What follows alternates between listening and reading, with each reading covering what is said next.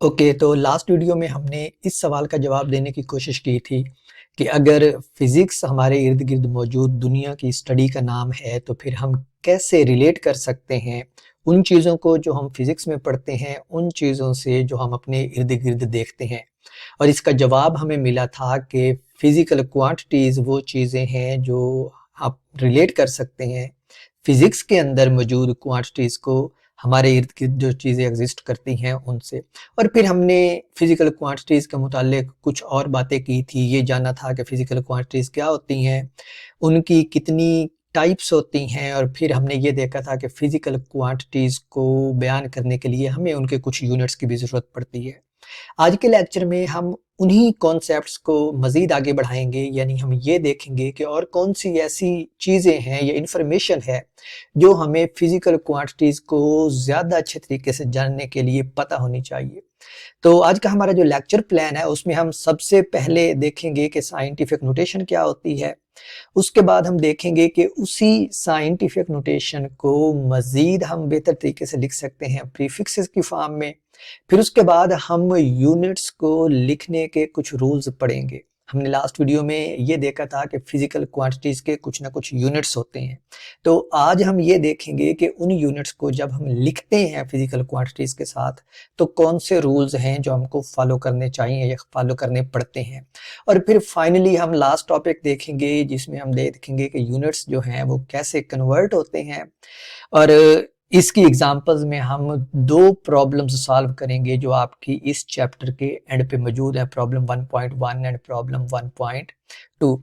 तो सबसे पहले टॉपिक के ऊपर चलते हैं जो टॉपिक है हमारे पास साइंटिफिक नोटेशन का। और साइंटिफिक नोटेशन की ज़रूरत इस वजह से पड़ती है कि अगर आप देखें तो आपको पता होगा पहले कि जो भी हम नंबर्स लिखते हैं अपने इर्द गिर्द की दुनिया में वो सारे के सारे जिस नोटेशन में होते हैं उसको स्टैंडर्ड नोटेशन कहते हैं। मिसाल के तौर पे मैंने यहाँ पे एग्जांपल दी है कि जो मास ऑफ अर्थ है वो इतना होता है। हाँ, इतना होता है ऐसे मेरा मतलब ये है कि आप देख सकते हैं स्क्रीन पे कि हमारे पास 6 के साथ 24 जीरोज हैं, और मैंने हर जो जीरोज हैं उनको 3-3 के ग्रुप्स में लिखा हुआ है। और उसकी रीज़न यही है कि 24 जीरोज का जो कीप ट्रैक रखना होता है वो बंदा भूल जाता है, मिस्टेक हो सकती है, एक आधी जीरो ऊपर नीचे हो सकती है, तो जो आपका आंसर है या जो आपकी मेजरमेंट है वो गलत हो सकती है। तो हम क्या करते हैं, हम चाहते हैं कि इस स्टैंडर्ड नोटेशन को हम किसी अच्छे तरीके से लिख सकें, किसी ऐसे तरीके में लिख सकें जिसमें हमें आसानी भी हो पढ़ने में भी और लिखने में भी। और इस तरह अगर आप दूसरी एग्जांपल देखें जिसमें मैंने मैथ दिया है हाउस फ्लाई का, वो मक्खी जो आपके घरों में उड़ फिर रही होती है, तो उसका मैथ हमारे पास होता है 0.0000024 किलोग्राम्स। और अगेन ये भी बहुत कम मैथ है। तो हम क्या करते हैं, ऐसे बड़े नंबर्स को जो स्टैंडर्ड नोटेशन में लिखे होते हैं इनको हम साइंटिफिक नोटेशन में लिखने की कोशिश करते हैं। और अगर हम इन्हीं दो नंबर्स को साइंटिफिक नोटेशन में लिखें तो पहले हम साइंटिफिक नोटेशन की डेफिनेशन देखते हैं कि वो क्या होती है। और साइंटिफिक नोटेशन एक ऐसा मेथड है जिसमें हम नंबर्स को 10 की पावर में लिखते हैं। आप यहाँ पे देख सकते हैं कि उसकी डेफिनेशन दी हुई है, numbers written in powers of 10। क्या मतलब है कि numbers written in powers of 10, उसको आप इसी एग्जाम्पल से जो ऊपर मैंने दी है मैथ ऑफ अर्थ और मैथ ऑफ हाउस फ्लाई की, अगर आप उसी एग्जाम्पल को लिखें साइंटिफिक नोटेशन में तो हमारे पास ये फॉर्म बनती है। इस फॉर्म में आप देख सकते हैं कि जो अर्थ की मैथ है वो अब लिखी गई है 6 मल्टीप्लाइड बाई 10 रेज़ की पावर 24 किलोग्राम, और जो हाउस फ्लाई की मैथ है वो बन गई है 2.4 मल्टीप्लाइड बाई 10 रेज़ की पावर -5 किलोग्राम्स। यहाँ पे ये बात भी देखने वाली है कि मैंने ये कन्वर्जन कैसे की है, यानी मैंने स्टैंडर्ड नोटेशन से साइंटिफिक नोटेशन में कैसे लिखा है इन दो मैसेज को, मैथ ऑफ अर्थ को और मैथ ऑफ हाउस फ्लाई को। और ये चीज़ अगर आपको याद हो तो आप अपनी 9th की फिजिक्स में पढ़ के आए हैं कि ये जो साइंटिफिक नोटेशन है स्टैंडर्ड नोटेशन से हम इसको कैसे बनाते हैं। और इसका मैं तरीका क्विकली रिवाइज कर दूं कि ये जो हमारे पास मैथ ऑफ अर्थ है ये एक कंप्लीट नंबर है, यानी ये 6 के बाद हमारे पास 24 जीरोज हैं और फिर डेसिमल पॉइंट है। तो ऐसी फॉर्म में जब आप हमने क्या किया, जब लिखा इसको 6 मल्टीप्लाइड बाई 10 रेज़ की पावर 24, तो मैंने उस डेसिमल को 24 डिजिट्स मूव करवाया है टुवर्ड्स लेफ्ट। यानी अब जो मेरा डेसिमल पॉइंट है वो किधर आ गया है, 6 के बाद आ गया है। तो जितने डिजिट्स मैंने उसको मूव करवाया है वो सारे के सारे डिजिट्स जो उनके नंबर थे, यानी यहाँ पे 24 जीरोस थी, तो वो जो 24 का नंबर था वो क्या आ गया, 10 की पावर में आ गया है। एक और चीज जो नोट करने की है वो ये है कि मैंने डेसिमल पॉइंट को राइट से लेफ्ट की तरफ मूव करवाया है और पावर जो आई है वो +24 आई है, जिसका मतलब है कि अगर आप डेसिमल पॉइंट को राइट से लेफ्ट की तरफ मूव करवाएंगे तो पावर पॉजिटिव आएगी। और सिमिलरली हाउस फ्लाई के केस में मैंने डेसिमल पॉइंट को 5 डिजिट्स राइट की तरफ मूव करवाया है, यानी ये जिधर मौजूद है अभी ऊपर वाले एग्जांपल में, इधर से किधर चला गया है, 2 के बाद। सही है। तो अब इस सिनेरियो में जो 10 की पावर आई है हमारे पास वो -5 आई है। तो अगर डेसिमल पॉइंट आप राइट से लेफ्ट की तरफ मूव करवाते हैं तो जो 10 की पावर होगी वो पॉजिटिव होगी, और अगर आप डेसिमल पॉइंट को लेफ्ट से राइट की तरफ मूव करवाते हैं तो जो 10 की पावर है वो नेगेटिव होगी। So this is the way कि हम कैसे बड़े नंबर्स को स्टैंडर्ड नोटेशन से साइंटिफिक नोटेशन की फॉर्म में लिख लेते हैं। अब हम अगर चलें अपने नेक्स्ट टॉपिक की तरफ, तो वो हमारे पास ये है कि यही जो हमारे पास साइंटिफिक नोटेशंस थी जिसको हमने 10 की पावर की फॉर्म में लिखा है नंबर्स को, इसी को आप एक और तरीके से भी लिख सकते हैं, और वो जो तरीका है उसको आप प्रीफिक्सेस कहते हैं। प्रीफिक्सेस अगेन आप 9th की फिजिक्स में पढ़ के आए हैं, 9th की फिजिक्स के फर्स्ट चैप्टर में, और ये आपकी फर्स्ट ईयर की बुक में भी दिए हुए हैं। बुक में एक जो साइड कॉलम होता है उसके ऊपर अगर आप देखें तो एक और चीज देखने की है कि मैं आपको बार बार 9th का रेफरेंस दे रहा हूं, तो ये एक जनरल पैटर्न है कि जो आपकी किताबें लिखी गई हैं 9वीं 10वीं 11वीं और 12वीं की, ये सारी की सारी एक तसलसल में चलती हैं। मतलब जो चीजें आप 9th में पढ़ के आए हैं वही चीजें या तो ज्यादा डिटेल में आएंगी या फिर उन्हीं से आगे चीजें आएंगी। ये जैसे जैसे हम आगे चलेंगे मैं आपको बताता जाऊंगा कि ये बात 9th से स्टार्ट हुई थी और अब आप ज्यादा डिटेल में पढ़ रहे हैं। खैर, तो प्रीफिक्सेस आप 9th में भी पढ़ के आए हैं, आपकी बुक में भी दिए हुए हैं अभी। और प्रीफिक्सेस में हम क्या करते हैं, वो जो हमने अभी साइंटिफिक नोटेशन में 10 की पावर्स लिखी थी उन्हीं को हम क्या काम करते हैं, एक नाम दे देते हैं। मिसाल के तौर पे अगर आप देखें तो यहाँ पे जो 10 की पावर -18 है इसको एटो कहते हैं और इसको सिंबल ए से रिप्रेजेंट किया गया है। जो 10 की पावर -15 होती है इसको फेम्टो कहते हैं और इसको सिंबल स्मॉल एफ से रिप्रेजेंट किया गया है।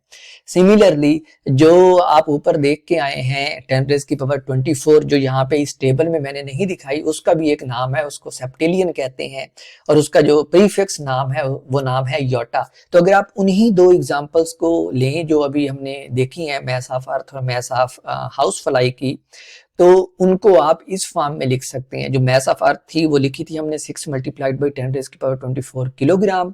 इसी चीज को आप लिख सकते हैं 6 योटा किलोग्राम। ये जो कैपिटल वाई है ये बराबर होता है 10 रेज़ की पावर +24 के, और इसको योटा बोलते हैं। प्रीफिक्स नाम इसका योटा है, वैसे अंग्रेजी में इसको सेप्टिलियन बोलते हैं। तो अब आप देखें कि अब मैथ्स ऑफ अर्थ जो है वो सिंपली 6 वाई किलोग्राम आप लिख सकते हैं। बिल्कुल इसी तरह आप जो हाउस फ्लाई की मैथ्स है उसको भी लिख सकते हैं, और उसको देखें तो ये हमारे पास थी 2.4 मल्टीप्लाइड बाई 10 रेज़ की पावर -5 किलोग्राम, और इसी को अब आप क्या लिख सकते हैं 24 माइक्रो किलोग्राम। एक माइक्रो जो है वो 10 रेज़ की पावर -6 के बराबर होता है। तो मैंने क्या किया है, डेसिमल पॉइंट को और एक दर्जे लेफ्ट की तरफ मूव करवा दिया, यानी 2.4 से 24 बना दिया है, और अब 10 रेज़ की पावर साथ में -6 हो गई है, और -6 का नाम जो है प्रीफिक्स जो है वो हमारे पास माइक्रो है, तो इसलिए मैंने माइक्रो किलोग्राम लिख दिया है इसको। एक और बात यहाँ पे याद रखें कि ये जो प्रीफिक्सेस दिए हुए हैं ये कंपेयर्ड टू 1 होते हैं, ठीक है। मिसाल के तौर पे अगर आपके पास एक सेकंड की बात, एक माइक्रो सेकंड की बात हो, तो एक माइक्रो सेकंड 10 रेज़ की पावर -6 सेकंड के बराबर होता है, ठीक है। तो जो यूनिट है आपका वो सेकंड है या किलोग्राम है। जो साथ में प्रीफिक्स आता है वो सिर्फ एक नंबर को रिप्रेजेंट करता है जो 10 रेज़ की पावर में लिखा जाता है, जैसे आप इस टेबल में देख सकते हैं। और इधर से अगर आपको सेकंड की वैल्यू लेनी हो तो आप सेकंड की वैल्यू को यहाँ से ऐसे लिख सकते हैं कि एक सेकंड जो है वो 10 रेज़ की पावर +6 माइक्रोसेकंड के बराबर होगा। और आप देखेंगे चूंकि माइक्रोसेकंड जो है वो 10⁻⁻6 के बराबर होता है, तो ये 10⁻+6 और 10⁻⁻6 एक दूसरे को कैंसिल करेंगे, जवाब 1 आएगा और 1 सेकंड जो है वो 1 सेकंड के बराबर आ जाएगा। तो इसका मतलब है ये इक्वेशन सही है। आप वीडियो को यहाँ पे रोकें और इस चीज को गौर से देखें कि ये कन्वर्जन जो है सही है, क्योंकि ऐसी कन्वर्जन आप आगे चल के इस्तेमाल करेंगे प्रॉब्लम्स को सॉल्व करने में। तो ठीक है, यहाँ पे हमारे पास ये प्रीफिक्सेस की बात खत्म हो गई। अब हम चलते हैं कि कौन से वो रूल्स हैं हमारे पास जो हमको माइंड में रखने होते हैं जब हम यूनिट्स को लिखते हैं। तो जो पहले 2 रूल्स हैं वो यूनिट लिखने के रिलेटेड हैं, और खासकर उन यूनिट्स के रिलेटेड जिनमें किसी साइंटिस्ट का नाम यूज हुआ हो। पहला रूल हमारे पास ये है कि अगर कोई यूनिट ऐसा आपके पास आ गया है जो किसी साइंसदान के नाम के ऊपर है, तो अगर आप उस यूनिट को मुकम्मल लिखते हैं, यानी साइंसदान का मुकम्मल नाम लिखते हैं यूनिट के साथ, तो फिर उसके सारे के सारे अल्फ़ाबेट्स जो हैं नाम के वो समाल होंगे। और अगर आप सिर्फ सिंबल यूज करते हैं, यानी पहला वर्ड यूज करते हैं, पहला अल्फ़ाबेट यूज करते हैं, तो उस सिनेरियो में आप कैपिटल अल्फ़ाबेट यूज करेंगे। इसकी मैं आपको मिसाल देता हूँ। आप देखें कि हमारे पास ये 2 यूनिट्स हैं, एक टेम्परेचर है और एक न्यूटन है। टेम्परेचर एक केल्विन है और एक न्यूटन है। जो केल्विन है ये टेम्परेचर का यूनिट है। तो आप नीचे ये जो ग्रीन में मैंने लिखा हुआ इसमें देखें कि अगर आपने टेम्परेचर को 5 केल्विन पूरा लिखना हो, तो फिर पूरे के पूरा जो केल्विन वर्ड है इसके सारे अल्फ़ाबेट समाल हैं। लेकिन अगर आप इसी को 5K लिखते हैं जो कि केल्विन का सिंबल है, तो फिर उस K को आप कैपिटल लिखेंगे। बिल्कुल ऐसा ही सिनेरियो हमारे पास ये जो फोर्स का यूनिट है न्यूटन, उसके साथ है कि अगर आप पूरे का पूरा न्यूटन लिखते हैं तो फिर उसके सारे अल्फ़ाबेट समाल होंगे, लेकिन अगर आप सिर्फ N लिखते हैं तो फिर N जो है वो कैपिटल होगा। तो ये हमारे पास पहले 2 रूल हैं यूनिट्स को लिखने के लिए। जो तीसरा रूल है हमारे पास वो प्रीफिक्सेस के रिलेटेड है, और वो ये है कि अगर आप किसी यूनिट को प्रीफिक्सेस की फॉर्म में लिखते हैं तो फिर वो सिंबल जो प्रीफिक्स के लिए आपने यूज किया है उसमें और जो यूनिट के सिंबल हैं उसमें कोई स्पेस नहीं होती, वो आप इकट्ठे लिखते हैं। मिसाल के तौर पे अगेन मैस ऑफ अर्थ मैंने यहाँ पे लिखी है 6 × 10⁻24 किलोग्राम्स। इसी को मैंने ऊपर आपको दिखाया है, आप लिख सकते हैं 6 योटा किलोग्राम। तो यहाँ पे जो योटा का सिंबल कैपिटल Y है और जो किलोग्राम का सिंबल kg है, इनके दरमियान में कोई स्पेस नहीं आएगी। ये हमारे पास तीसरा रूल है। जो चौथा रूल है वो ये है कि अब अगर हमारे पास कोई यूनिट ऐसा आ जाता है जो 2 या 2 से ज्यादा बेस यूनिट्स का कॉम्बिनेशन है, तो फिर आप हर बेस यूनिट को स्पेस दे के लिखते हैं। मिसाल के तौर पे अगेन फोर्स का यूनिट जो है वो न्यूटन होता है, और न्यूटन को अगर आप बेस यूनिट्स की फॉर्म में लिखें तो वो हमारे पास बनता है किलोग्राम्स मीटर्स पर सेकंड स्क्वायर। ठीक है, तो यहाँ पे किलोग्राम जो है वो सेपरेट लिखा हुआ है हमने, और मीटर्स पर सेकंड स्क्वायर जो है वो सेपरेट लिखा हुआ है, यानी इन दोनों के दरमियान स्पेस मौजूद है। ठीक है, तो अगर आपके पास कोई ऐसी क्वांटिटी आ जाए जिसका यूनिट बेस यूनिट्स का कॉम्बिनेशन हो, तो फिर आपने बेस यूनिट्स के दरमियान स्पेस दे के लिखना होता है। ये चौथा रूल था। पांचवा रूल हमारे पास ये है कि कंपाउंड प्रीफिक्सेस जो हैं वो अलाउ नहीं होते। मिसाल के तौर पे अगर आप मैस लें किसी चीज की और वो मैस जो है वो 5 × 10⁻⁻6 ग्राम हो, तो अब आपको पता है कि 1 मिलीग्राम जो होता है वो 10⁻³ ग्राम के बराबर होता है। इसका मतलब है कि आप 10⁻⁻6 को मिली मल्टीप्लाइड बाई मिली लिख सकते हैं। सही है, लेकिन ये रूल हमें ये बताता है कि 2 बार मिली लिखना अलाउड नहीं है, बल्कि आप 10⁻6 जो है उसको माइक्रो लिखेंगे एक ही बार। तो जो सही तरीका है वो इस 5 × 10⁻6 ग्राम को सही तरीका लिखने का ये है कि आप इसको लिखें ये 5 माइक्रोग्राम है। ये हमारे पास 5th रूल है। जो 6th रूल है वो ये कहता है कि अगर आपके पास कोई ऐसा यूनिट आ गया है जो पावर की फॉर्म में है और वो ऐसा यूनिट नहीं है, जैसे यहाँ पे सेंटीमीटर है जो कि ऐसा यूनिट नहीं है, तो आप इसको SI यूनिट में कन्वर्ट करके यूं भी लिख सकते हैं कि 5 × 10⁻²2 मीटर। ऐसे केस में आप इसको मीटर रहने दे सकते हैं और साथ में इसको आप 10⁻में रहने दे सकते हैं। So it's valid. ये छठा रूल है। सातवां रूल हमारे पास ये है कि अगर आपके पास कोई बेस यूनिट है और वो स्क्वायर की फॉर्म में आ गया है, तो वो जो स्क्वायर है वो पूरे के पूरे बेस यूनिट के ऊपर आता है। मिसाल के तौर पे अगर 1 किलोमीटर स्क्वायर आप देखें इसमें, तो आपको यूं लगता है जैसे ये स्क्वायर सिर्फ मीटर के ऊपर है, लेकिन ये सिर्फ मीटर के ऊपर नहीं है, बल्कि ये किलोमीटर के ऊपर है। यानी ये किलो का भी स्क्वायर है और मीटर का भी स्क्वायर है। तो किलो जो है वो 10⁻³ के बराबर होता है, ऊपर हम देख के आए हैं उस टेबल में। तो जब आप 10⁻³ का स्क्वायर लेंगे तो वो 10⁻6 बनेगा। तो इसका मतलब है 1 किलोमीटर स्क्वायर जो है, इसको आप लिख सकते हैं 1 × 10⁻6 मीटर स्क्वायर, राइट। ये सातवां यूनिट है और जो ये सातवां रूल है हमारे पास। और जो आखिरी रूल है वो थोड़ा स्ट्रेट फॉरवर्ड है, वो हमें सिर्फ ये कहता है कि अगर आप लैब वर्क कर रहे हैं या एक्सपेरिमेंट कर रहे हैं, तो उसमें जो मेजरमेंट आप लेंगे, जिस भी यूनिट में लेंगे, वो आप सबसे पहले ये काम करें कि उसको नोट करें अपनी नोटबुक के ऊपर। सही है, चाहे जिस यूनिट में भी आप लें, फौरन से उसको नोट करें। लेकिन जब आप अपना फाइनल रिजल्ट कैलकुलेट करने लगें, तो उससे पहले वो जो आपने रीडिंग नोट की हुई है उसको एसआई बेस यूनिट्स में कन्वर्ट करें और फिर उसको फाइनल रिजल्ट में शामिल करें, ताकि आपके पास जो रिजल्ट है वो एसआई बेस यूनिट्स में आए। सो दीज आर 8 रूल्स जो हमें माइंड में रखने पड़ते हैं जब हम यूनिट्स लिखते हैं। अब हम अपने नेक्स्ट टॉपिक की तरफ चलते हैं और वो है कन्वर्जन ऑफ यूनिट्स। असल में ये कन्वर्जन ऑफ यूनिट्स आपकी बुक में एज इट इज नहीं दिया हुआ, लेकिन इसके रिलेटेड 2 एग्जांपल्स दी हुई हैं जो इन्हीं प्रीफिक्सेस को यूज करती हैं, जो ऊपर हम पढ़ के आए हैं। तो उनको हम देखते हैं, लेकिन उससे पहले आप ये याद रखें कि जो यूनिट्स हैं, जो एसआई सिस्टम है, ये तो 1960 में बनाया गया था, ये मैंने आपको लास्ट वीडियो में बताया था। लेकिन क्या 1960 से पहले लोग फिजिक्स या साइंस नहीं पढ़ते थे? ऑफ कोर्स पढ़ते थे। तो इसका मतलब है कुछ ना कुछ सिस्टम तो वो पहले भी यूज करते होंगे। इसी की एक मिसाल मैंने आपको दी है यहाँ पे सीजीएस सिस्टम ऑफ यूनिट्स की, जो लोग पहले इस्तेमाल करते थे। बाय द वे, जो एसआई सिस्टम ऑफ यूनिट है, इसी को आप एमकेएस सिस्टम ऑफ यूनिट्स भी कहते हैं। और अगर आपको एमकेएस माइंड में नहीं आ रहा, तो बल्कि ये तो ज्यादा आसान है याद रखने का।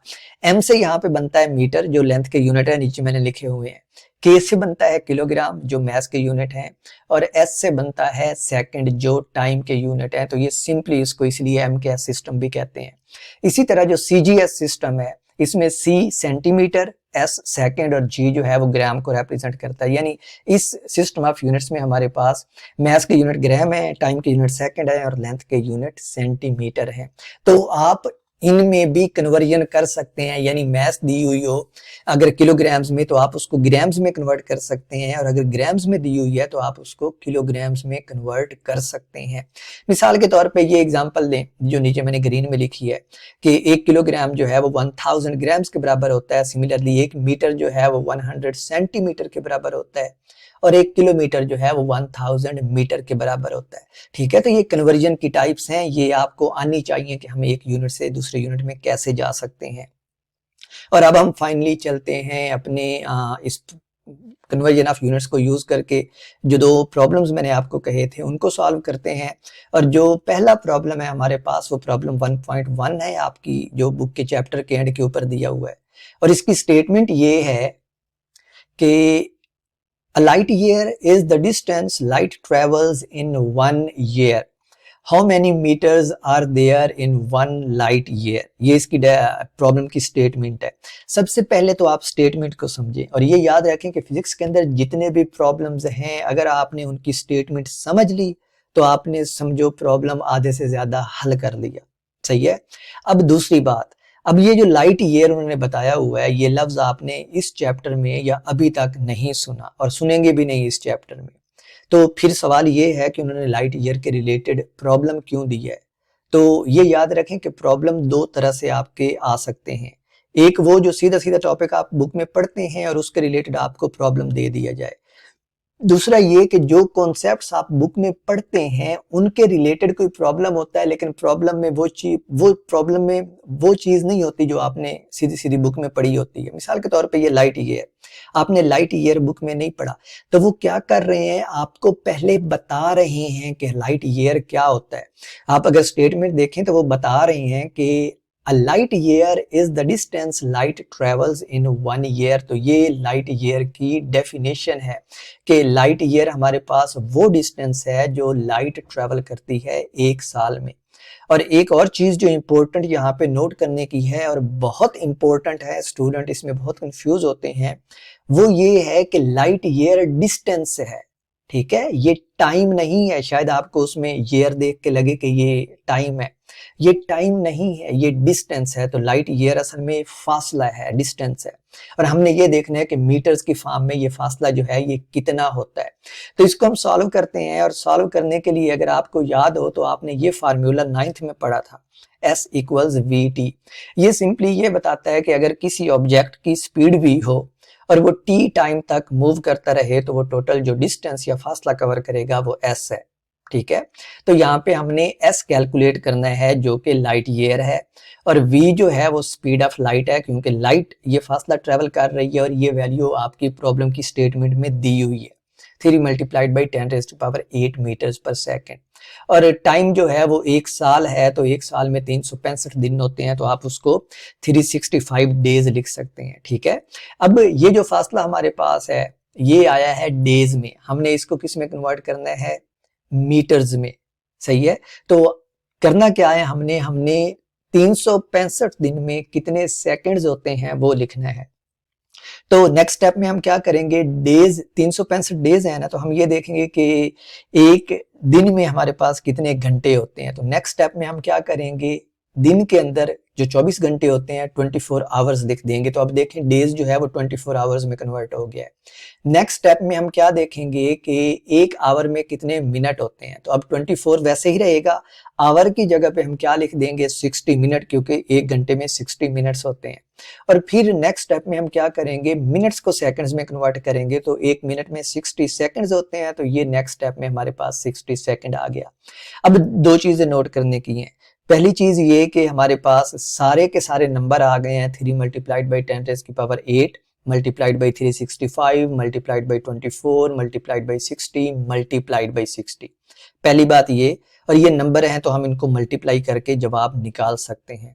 जो दूसरी बात है वो ये है कि आप देखें यहाँ पे जो मीटर पर सेकंड में सेकंड मौजूद है, और जो सेकंड ये येलो में 60 के साथ आ रहा है लास्ट स्टेप में, ये कैंसल हो रहे हैं क्योंकि एक डिनोमिनेटर में है और एक न्यूमिनेटर में है। और अगर ये दोनों कैंसल हो जाते हैं तो हमारे पास सिर्फ 1 मीटर बच जाता है, और यही मीटर तो हमने कहा था कि हमने लाइट ईयर को देखना है कि कितने मीटर के बराबर है, ठीक है। तो इसका मतलब है कि हमारे पास ऑटोमेटिकली जो यूनिट्स हैं, जो जितने कैंसिल हो सकते थे वो हो गए, और जो फाइनल यूनिट बचा है वो सिर्फ और सिर्फ मीटर बचा है, ठीक है।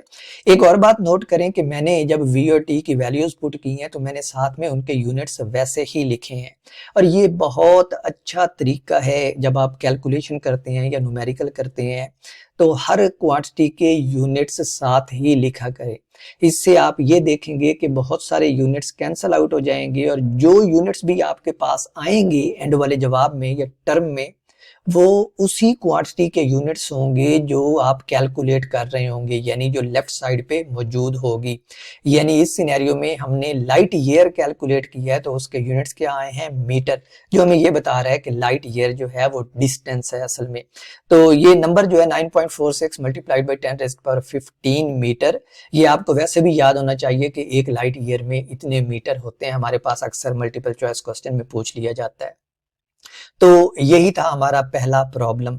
जो दूसरा प्रॉब्लम है उसकी स्टेटमेंट है, ये हमारे पास 3 पार्ट्स हैं इसके, और स्टेटमेंट ये है पहले पार्ट की कि how many seconds are there in 1 year. तो ये काम हम अभी ऊपर करके आए हैं, ठीक है।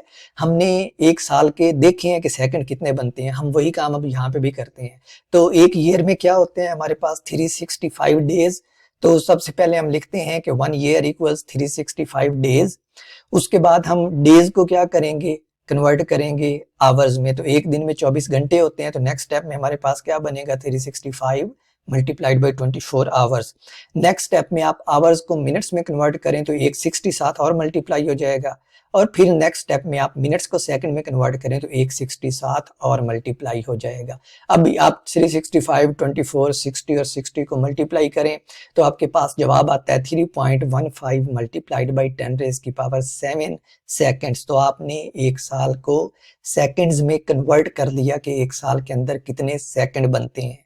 जो नेक्स्ट पार्ट है दूसरा, वो काफ़ी इजी है, और वो पार्ट में हमसे पूछा गया है कि how many nano seconds in 1 year. ठीक है, तो हमने अभी पार्ट ए के अंदर एक साल में सेकंड्स कैलकुलेट किए हैं। अब हमने क्या कैलकुलेट करना है, नैनो सेकंड। तो उसके लिए आप ये करें कि यही जो सेकंड्स हैं इसी को नैनो सेकंड्स में कन्वर्ट कर दें। नैनो सेकंड्स में कन्वर्ट करने का तरीका ये है कि आप इस टर्म को, जिसमें हमने एक साल में सेकंड्स कैलकुलेट किए हैं, इसको 10⁻⁹ से मल्टीप्लाई भी कर दें और डिवाइड भी कर दें। ऐसा इसलिए है क्योंकि हमें पता है कि जो 10⁻⁹ है ये नैनो के बराबर होता है। तो ये जो न्यूमिरेटर में 10⁻⁹ है ये नैनो में कन्वर्ट हो जाएगा। तो नेक्स्ट स्टेप में हमारे पास जो जवाब आएगा वो आएगा 3.15 मल्टीप्लाइड बाई 10⁻⁷ वैसे ही आ जाएगा, सेकंड भी वैसे ही आ जाएगा। और देखें जो न्यूमिरेटर में 10⁻⁹ है मैंने उसको नैनो लिख दिया, जो आप येलो में देख सकते हैं, स्मॉल n। और जो डिनोमिनेटर में 10⁻⁹ है वो वैसे ही आ गया है। नेक्स्ट स्टेप में हम क्या करते हैं, ये 10⁻⁹ जो डिनोमिनेटर में है इसको न्यूमिरेटर में लेके जाते हैं। और जब हम ऐसा करेंगे तो ये 10⁻⁹ से 10⁻⁻9 में तब्दील हो जाएगा इस तरह। अब आप देखें कि 10⁻⁻9 और 10⁻⁻7 आपस में मल्टीप्लाई होंगे तो इनकी पावर्स ऐड हो जाएंगी, तो ये बन जाएगा 10⁻⁻16। तो ये अब आ गए हमारे पास एक साल में नैनो सेकंड्स कितने होते हैं, 3.15 मल्टीप्लाइड बाई 10⁻16। तो ये एक तरीका है कि आप कैसे सेकंड्स से नैनो सेकंड्स में गए थे। ठीक है, और ये सारी वैल्यू उसी टेबल से आ रही हैं जो ऊपर मैंने आपको दिया था, जो मैंने आपको बताया था कि आप 9th में पढ़ के आए हैं और आपकी बुक में भी दिया हुआ है साइड के ऊपर। चलिए अब हम लास्ट पार्ट करते हैं, और लास्ट पार्ट ये है कि how many years in 1 second. तो देखें हमने पहले पार्ट में एक साल में सेकंड्स निकाल लिए हैं। अब हमने क्या करना है, हमने ये देखना है कि एक सेकंड में कितने साल बनते हैं। तो ये भी सिंपल सा मेथड है, ठीक है, कि आप देखें आपने अब एक सेकंड की वैल्यू निकालनी है। तो आसान सा तरीका ये है कि आप दोनों साइड्स को, ये जो इक्वेशन है इसको डिवाइड कर दें उस फैक्टर से जो सेकंड्स के साथ मल्टीप्लाई हो रहा है, और जो फैक्टर सेकंड्स के साथ मल्टीप्लाई हो रहा है वो 3.15 मल्टीप्लाइड बाई 10⁻⁷ है। तो मैं इस इक्वेशन की दोनों साइड्स को डिवाइड कर देता हूं इस फैक्टर से, और जब मैं ऐसा करूंगा तो मेरे पास ये फॉर्म बनेगी। अब देखें कि ये जो राइट साइड है उसमें 3.15 मल्टीप्लाइड बाई 10⁻⁻7 न्यूमिरेटर में और डिनोमिनेटर में कैंसल हो जाता है, तो राइट साइड पे सिर्फ सेकंड रह जाएगा। और जो लेफ्ट साइड है उसमें हमारे पास है 1 year divide by 3.15 multiplied by 10⁻⁷। इस 10⁻⁷ को अगर आप ऊपर न्यूमिरेटर में लेके जाएं तो ये -7 हो जाएगी, और आपकी जो इक्वेशन बनेगी वो ये बनेगी 1 सेकंड इक्वल्स 1/3.15 जो पहले से डिनोमिनेटर में मौजूद है, और मल्टीप्लाइड बाई अब क्या हो गया 10⁻⁻7, क्योंकि हम 10⁻⁻7 को ऊपर न्यूमिरेटर में लेके गए हैं। और लास्ट स्टेप में आपने सिंपली ये करना है कि ये जो 1 डिवाइड बाई 3.15 है इसको डिवाइड करके जवाब लिखना है, और जब इसको डिवाइड करके आप फाइनल जवाब लिखते हैं तो आपका आता है जवाब कि एक सेकंड के अंदर 3.1 मल्टीप्लाइड बाई 10⁻⁻6 ईयर्स होते हैं। सही है, तो this is the answer for part C of this problem. और मैं इसी तरीके को फॉलो करूंगा कि जो प्रॉब्लम्स होंगे किसी टॉपिक के रिलेटेड वो मैं आपको टॉपिक के साथ करवाया करूंगा। मैं प्रॉब्लम्स को कभी भी चैप्टर के एंड तक नहीं छोड़ूंगा, और उसकी वजह ये है कि जब आप टॉपिक पढ़ते हैं तो टॉपिक आपके माइंड में होता है, कॉन्सेप्ट्स आपके माइंड में होते हैं, तो उसके रिलेटेड प्रॉब्लम्स जब आप करेंगे तो वो कॉन्सेप्ट्स और पुख्ता हो जाएंगे, पक्के हो जाएंगे। ठीक है, ऐसा नहीं होता, प्रॉब्लम्स ऐसे तो नहीं है कि आपने चैप्टर के एंड के ऊपर जाके रट्टा लगाना है, ऐसा बिल्कुल नहीं होता। जब आप टॉपिक के साथ प्रॉब्लम्स को करेंगे तो वो ज्यादा अच्छे तरीके से आपके माइंड में आ जाएंगे और आपको उनको मेमोराइज करने की जरूरत भी नहीं पड़ेगी। Okay, so that's it for this lecture, that's it for today. और अभी हम नेक्स्ट लेक्चर से स्टार्ट करेंगे मज़ीद फिज़िकल क्वांटिटीज़ के रिलेटेड कुछ चीज़ें, और वो चीज़ें ये हैं कि हम देखेंगे कि जब हम फिज़िकल क्वांटिटीज़ को एक्चुअली मेजर करते हैं तो हमें किन किन चीज़ों का ख्याल रखना पड़ता है, उन मेजरमेंट्स में हमारे पास क्या अनसर्टेनिटीज़ या एरर्स आ सकते हैं। But that is the topic for next lecture, और तब तक के लिए अपना ख्याल रखें, इस टॉपिक को समझें, and hopefully I will see you in next lecture. Bye bye.